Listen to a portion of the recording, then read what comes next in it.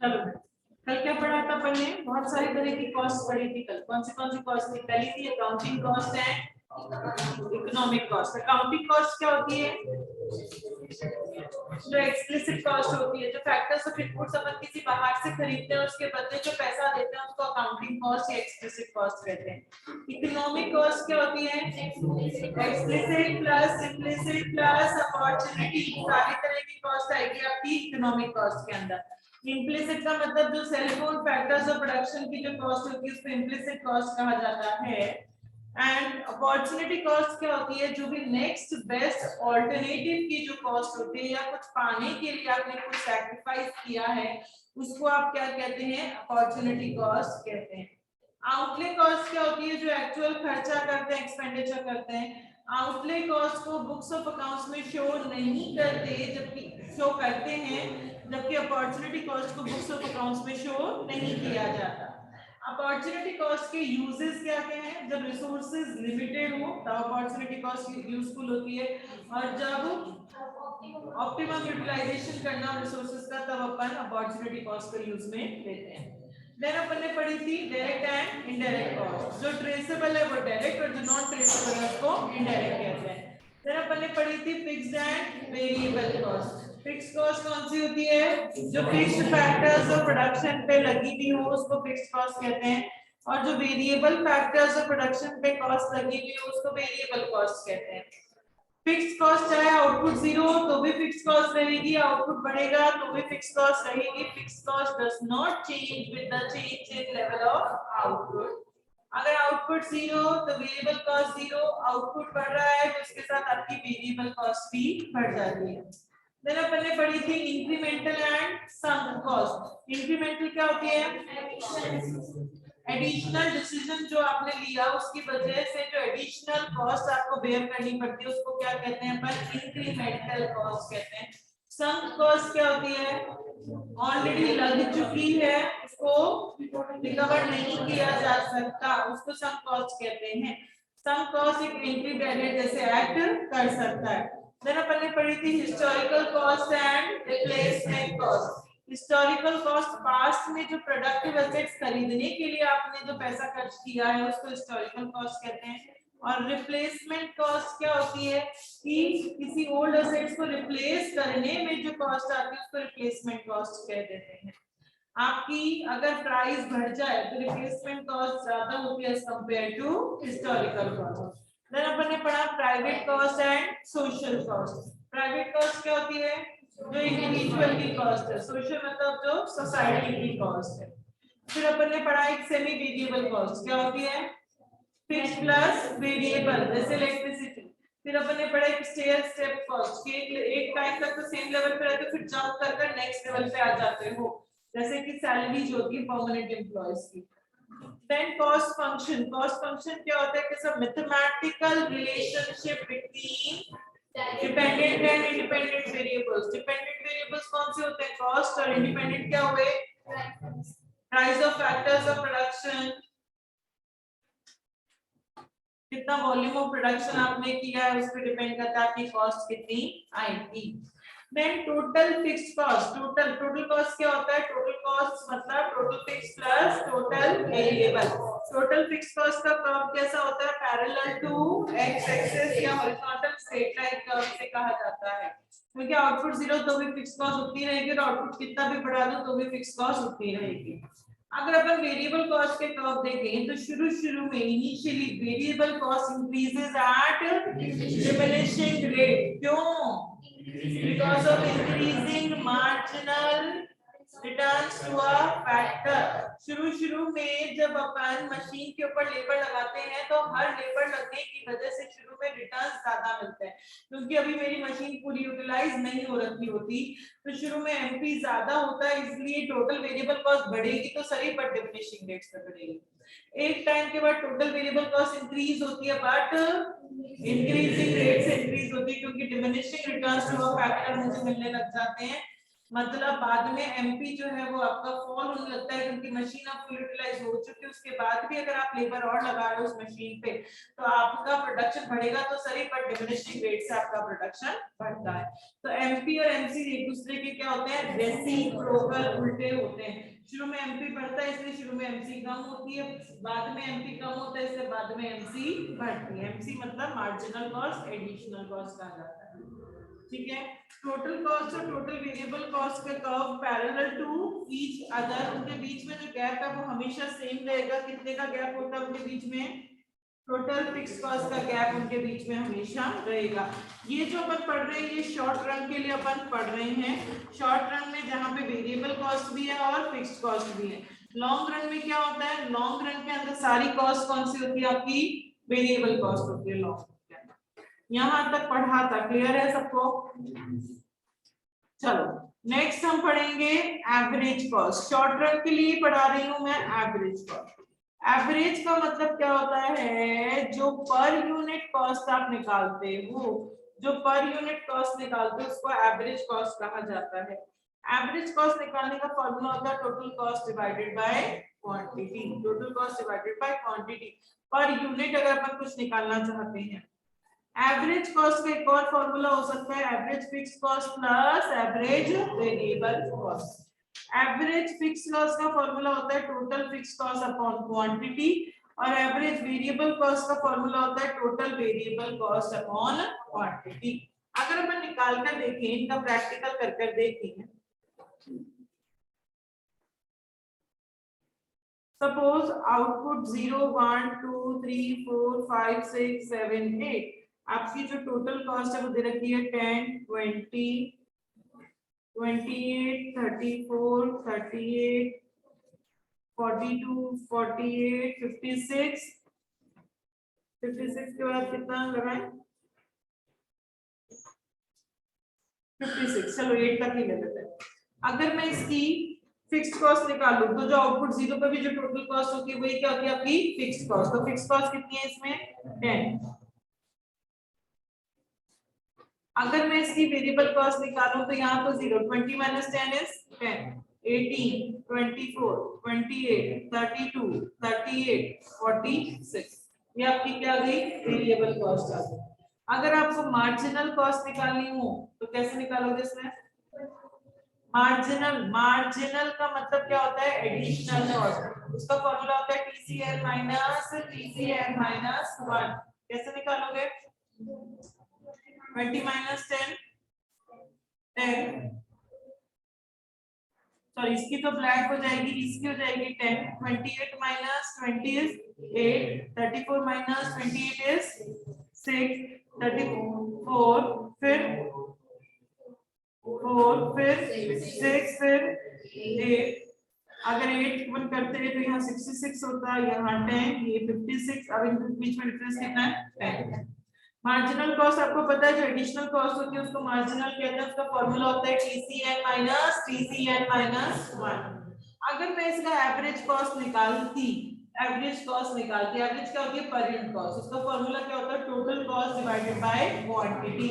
तो 10 divided by 0 is infinite, 20 divided by 1 is 20, 28 divided by 2 is 14, 34 divided by 3 कितना होगा 11.3, next कितना होगा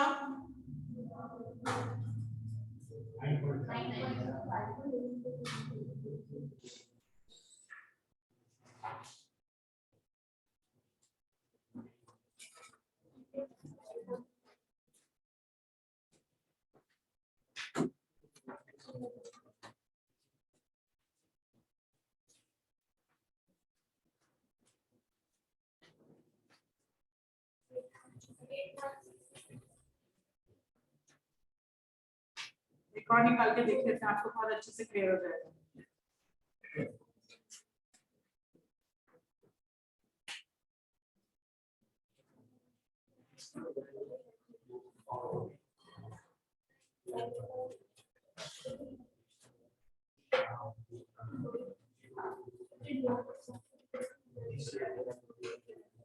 एवरेज कॉस्ट निकालना आ गया, total cost divided by quantity. हम क्या देख पा रहे हैं बच्चों रिलेशन, पहले रिलेशन नहीं पहले निकाल लेते हैं। अगर मैं अब एवरेज वेरिएबल कॉस्ट निकालती, एवरेज वेरिएबल कॉस्ट का फॉर्मूला क्या होता है, total variable cost divided by quantity. तो निकालो variable cost divided by quantity, 0 by 0 is 0, then 10 by 1 is 10, 18 by 2 मतलब 9, 24 by 3 8, 28 by 4 32 by 5 38 by 6 46 by 7 56 by 8 7 68 by 9 7.5 then 82 by 10 8. अगर मैं इसी का एवरेज फिक्स्ड कॉस्ट निकालती, इसी से एवरेज फिक्स्ड कॉस्ट निकालती, मतलब आपको अगर क्वेश्चन में सिर्फ टोटल कॉस्ट और आउटपुट देते तो ये सारी कॉस्ट आप निकाल सकते हो, fixed cost, variable cost, marginal cost, average fixed cost and average variable cost. अगर मैं एवरेज फिक्स्ड कॉस्ट निकालती तो उसका फॉर्मूला क्या था, टोटल फिक्स अपॉन क्वांटिटी। तो टोटल फिक्स हमेशा कितनी है, 10, 10 by 0 is infinite, 10 by 1 is 10, 10 by 2 मतलब 5, 10 by 3 3.33, 10 by 4 10 by 5 10 by 6 10 by 7 10 by 8 0.25 10 by 10 ये निकल गए। अब अपन इनमें रिलेशनशिप अगर देखना चाहें क्या देख सकते हैं, मार्जिनल कॉस्ट आप देख रहे हो शुरू में कम हो रही है, फिर मार्जिनल कॉस्ट आपकी बढ़ने लग गई। शुरू में मार्जिनल कॉस्ट कम होती है, क्यों कम होती है marginal cost, because of increasing returns to a factor, मतलब बिकॉज शुरू में एमपी क्या होता है आपका, राइजिंग होता है। बाद में आपने देखा कि मार्जिनल कॉस्ट बढ़ रही है, क्यों, because of decreasing returns to a factor, मतलब आपका मार्जिनल प्रोडक्शन बाद में क्या होता है, कम होता है। तो हमने क्या देखा, शुरू में एमसी कम हो रहा है, बाद में एमसी बढ़ रहा है। अगर मैं एवरेज कॉस्ट में देखती तो शुरू में मेरा एवरेज कॉस्ट कम हुआ, फिर बाद में एवरेज कॉस्ट भी क्या हो गया, बढ़ना शुरू हो गया। तो मार्जिनल कॉस्ट शुरू में कम, बाद में मार्जिनल कॉस्ट ज्यादा, एवरेज कॉस्ट शुरू में कम, बाद में एवरेज कॉस्ट ज्यादा। अगर आप एवरेज वेरिएबल कॉस्ट देखते हैं तो ये भी कम हो रहा है यहाँ तक, और यहाँ से एवरेज वेरिएबल कॉस्ट भी क्या होने लग गया, बढ़ना शुरू हो गया। तो एवरेज वेरिएबल कॉस्ट शुरू में कम, बाद में एवरेज वेरिएबल कॉस्ट ज्यादा। एवरेज फिक्स कॉस्ट को देख रहे हो तो ये सिर्फ कम हो रहा है, एवरेज फिक्स कॉस्ट हमेशा कम हो रहा है, कभी भी बढ़ेगा नहीं, क्योंकि ऊपर वाली वैल्यू 10 है, नीचे वाली वैल्यू बढ़ाते जाओगे तो वो कम होता जाएगा। अगर अपन इनके कर्व्स की बातें करें तो कैसा कर्व बनेगा, सबसे पहले मैं मार्जिनल कॉस्ट का कर्व बना रही हूँ। मार्जिनल कॉस्ट का शुरू में मार्जिनल कॉस्ट कम हो रही है, फिर बाद में मार्जिनल कॉस्ट मेरी बढ़ने लग गई, तो मतलब मार्जिनल कॉस्ट का कर्व का शेप कैसा है, यू शेप का कर्व है। यू शेप क्यों, क्योंकि शुरू में एमसी कम होती है, बाद में एमसी ज्यादा हो जाती है। अगर मैं एवरेज कॉस्ट के कर्व की बात करूं तो एवरेज कॉस्ट भी शुरू में कम, बाद में मेरा एवरेज कॉस्ट बढ़ रहा है। तो एवरेज कॉस्ट का कर्व भी कैसा होता है बच्चों, यू शेप का होता है, क्योंकि शुरू में एवरेज कॉस्ट कम, बाद में एवरेज कॉस्ट ज्यादा। अगर आप एवरेज वेरिएबल कॉस्ट के कर्व की बात करो तो उसका कर्व भी कैसा है, शुरू में कम, फिर एवरेज वेरिएबल कॉस्ट ज्यादा। तो एवरेज वेरिएबल कॉस्ट का कर्व भी कैसा है बच्चों, यू शेप का कर्व है। क्यों, क्योंकि शुरू में एवरेज वेरिएबल कॉस्ट कम, फिर बाद में एवरेज वेरिएबल कॉस्ट ज्यादा। अगर अपन एवरेज फिक्स कॉस्ट के कर्व की बात करें तो वो कम ही होता जाएगा, एवरेज फिक्स कॉस्ट कभी भी बढ़ नहीं रहा। तो एवरेज फिक्स कॉस्ट के कर्व का शेप कैसा होता है, रेक्टेंगुलर हाइपरबोला। रेक्टेंगुलर हाइपरबोला का मतलब होता है इसके अंदर के जितने भी रेक्टेंगल्स होंगे सबका एरिया सेम, मतलब अगर मैं जैसे ये वाला निकालती, मैं चाहे यहाँ पे कोई भी ले लूं, मैं अगर ये वाला लेती, फॉर्मूला क्या होता है, average fix cost equals to total fix cost by quantity. अगर एवरेज फिक्स कॉस्ट 2 है और क्वांटिटी 5 है तो टोटल फिक्स कॉस्ट कितना आएगा, हमेशा 10। अगर आप ये वाला ले लेते तो एवरेज फिक्स कॉस्ट 2.5 है और क्वांटिटी कितनी है आपकी 4, तो टोटल फिक्स कॉस्ट कितना आएगा बच्चों 10। तो हर बार टोटल फिक्स कॉस्ट कितना आ रहा है 10 आ रहा है, मतलब रेक्टेंगुलर हाइपरबोला इसके अंदर के जितने रेक्टेंगल सबका एरिया सेम है, तो एवरेज फिक्स कॉस्ट के कर्व का शेप कैसा होता है रेक्टेंगुलर हाइपरबोला, और वो हमेशा कम कम कम कम होता जाएगा, कभी भी बढ़ेगा नहीं। अगर अपन इन तीनों कर्व्स को एक साथ देखें, average cost, average variable cost and average fixed cost, average cost का curve U shape, average variable cost का कर्व भी यू शेप और एवरेज फिक्स्ड कॉस्ट का कर्व रेक्टेंगुलर हाइपरबोला। जैसे जैसे आप आउटपुट बढ़ाते हो, जैसे जैसे आपका आउटपुट बढ़ता है, तो 10 तक किया पड़े फिर 11 12 13 14, तो धीरे धीरे आपका एवरेज कॉस्ट और एवरेज वेरिएबल कॉस्ट में जो गैप है वो कम कम कम कम होता जाता है। पर कभी भी एवरेज कॉस्ट और एवरेज वेरिएबल कॉस्ट एक दूसरे को इंटरसेक्ट नहीं करेंगे। क्यों? क्योंकि इनके बीच में हमेशा एवरेज फिक्स कॉस्ट रहेगी जो कुछ ना कुछ तो रहेगी, चाहे वो एवरेज फिक्स कॉस्ट 0.0001 ही क्यों ना रहे, कुछ ना कुछ एवरेज फिक्स कॉस्ट हमेशा रहेगी। एवरेज फिक्स कॉस्ट कभी भी जीरो नहीं हो सकती, तो ये वाला कर्व जो है एवरेज फिक्स कॉस्ट का कभी एक्स एक्सिस को नहीं छुएगा। एंड जैसे जैसे आप आउटपुट बढ़ाते हो आपका एवरेज कॉस्ट और एवरेज वेरिएबल कॉस्ट के बीच में जो गैप है वो कम कम कम कम होता जाता है। क्यों? क्योंकि जैसे जैसे आउटपुट बढ़ते हैं तो मेरी एवरेज फिक्स कॉस्ट कम होती जा रही है, तो इसलिए इनके बीच का गैप कम हो रहा है, पर they can never intersect each other, वो एक दूसरे को इंटरसेक्ट नहीं करेंगे क्योंकि उनके बीच का जो गैप है वो किसके बराबर है, एवरेज फिक्स कॉस्ट के बराबर है, जो कुछ ना कुछ हमेशा रहेगी, कभी भी जीरो नहीं होगी। तो कौन से कर्व यू शेप के होते हैं? Marginal cost, average cost, average variable cost.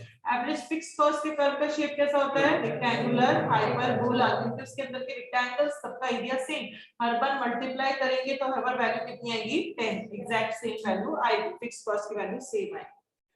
तो ये समझ में आया कंसेप्ट। जैसे जैसे आउटपुट बढ़ता है वैसे वैसे average cost and average variable cost में जो गैप है वो कम कम होता जाता है, पर they can never intersect each other, क्योंकि उनके बीच का जो गैप है वो किसके बराबर है? एवरेज फिक्स्ड कॉस्ट के बराबर है, जो कुछ ना कुछ तो हमेशा रहेगी।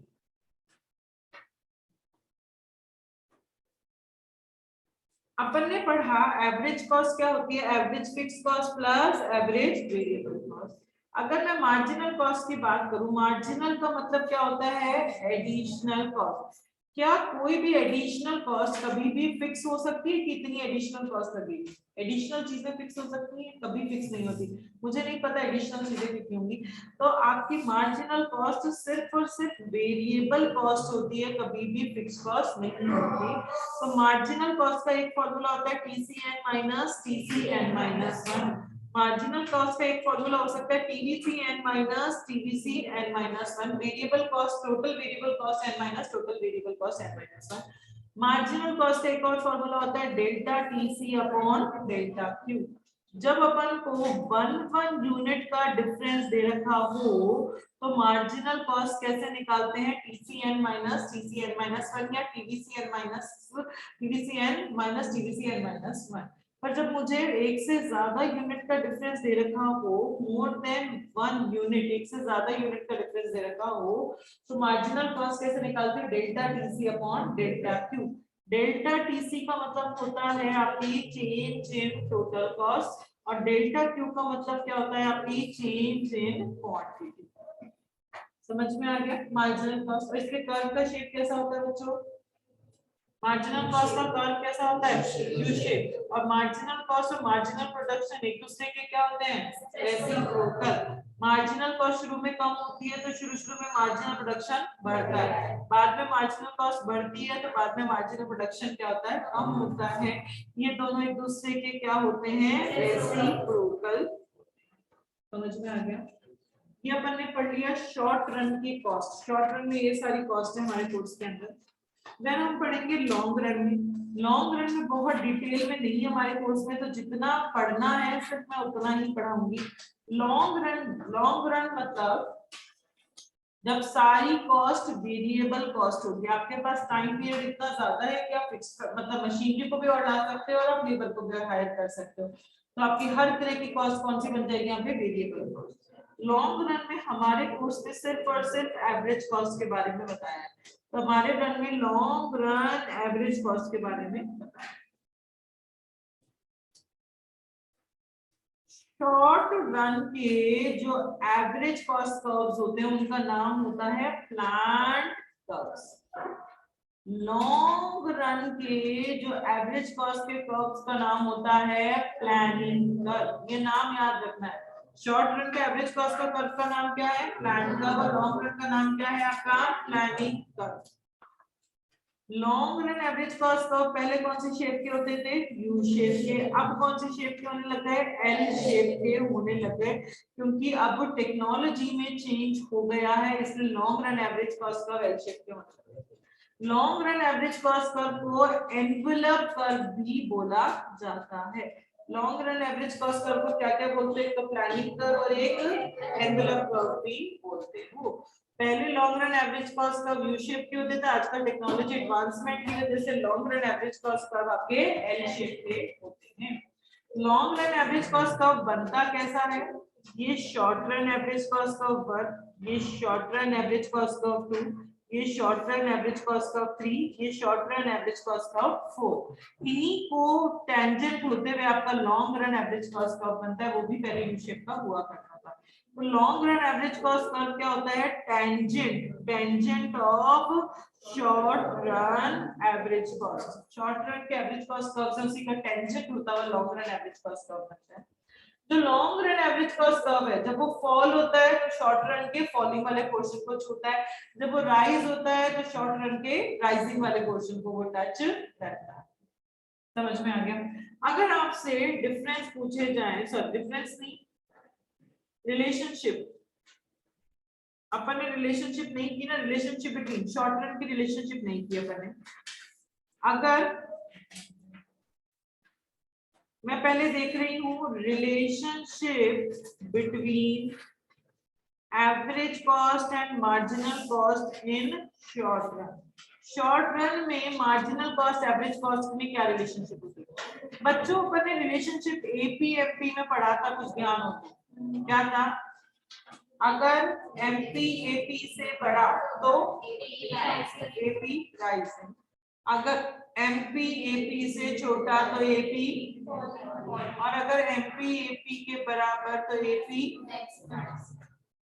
सेम टू कॉपी रिलेशनशिप है एमसी एसी के बीच में। पी की जगह क्या लिखा दो? जब तक एमसी एसी से बड़ा तब तक एसी क्या होगा? राइजिंग। जब एमसी एसी से छोटा तो एसी क्या हो जाएगा? फॉलिंग। जब एमसी बराबर एसी तो एसी, देखो प्रोडक्शन मैक्सिमम होना चाहिए और कॉस्ट क्या होनी चाहिए? कम होनी चाहिए, तो उस टाइम पे एवरेज कॉस्ट क्या होगा? अपने मिनिमम पे होगा। अगर अपन इसके कर्व की बातें करें तो ये मेरा मार्जिनल कॉस्ट का कर्व और ये मेरा एवरेज कॉस्ट का कर्व। जब तक एमसी बड़ा एसी से, एमसी बड़ा है एसी से, तब तक एसी क्या कर रहा है? राइजिंग कर रहा है। जैसे ही एमसी छोटा तो एसी क्या हो रहा है? फॉल। और ये दोनों इंटरसेक्ट कर रहे हैं जब एसी क्या है? अपने मिनिमम पॉइंट पे। समझ में आ गया? ये शॉर्ट रन की मैंने एवरेज कॉस्ट और मार्जिनल कॉस्ट की आपको रिलेशनशिप बताई है। अगर लॉन्ग रन में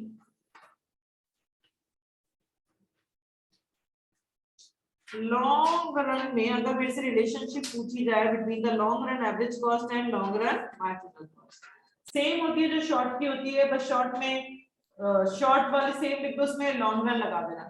शॉर्ट वाली रिलेशनशिप क्या आती है? जब तक एमसी एसी से बड़ा तब तक एसी राइजिंग, जैसे एमसी एसी से छोटा एसी फॉलिंग, एमसी एसी के बराबर तो एसी क्या होता है? अपने मिनिमम पे होता है।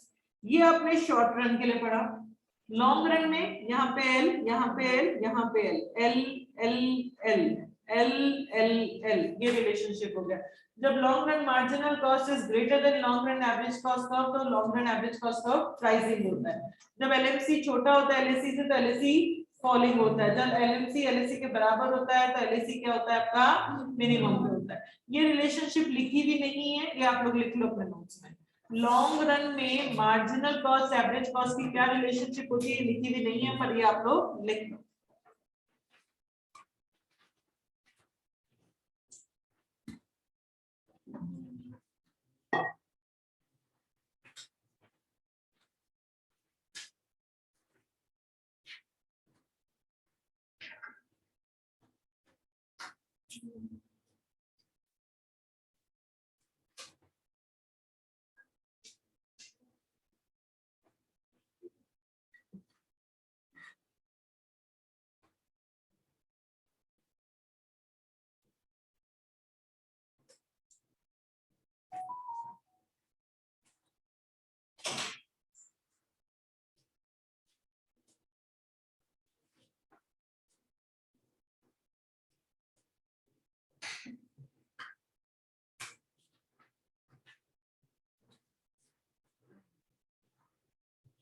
लिख लिया तो हमारा ये चैप्टर कंप्लीट हो गया, कॉस्ट एंड प्रोडक्शन। इतना ही पढ़ना है लॉन्ग रन के लिए, कॉस्ट में इतना ही पढ़ना है, लॉन्ग रन के लिए ज्यादा नहीं पढ़ना, सारा डिटेल में जो पढ़ना है वो शॉर्ट रन के लिए पढ़ना।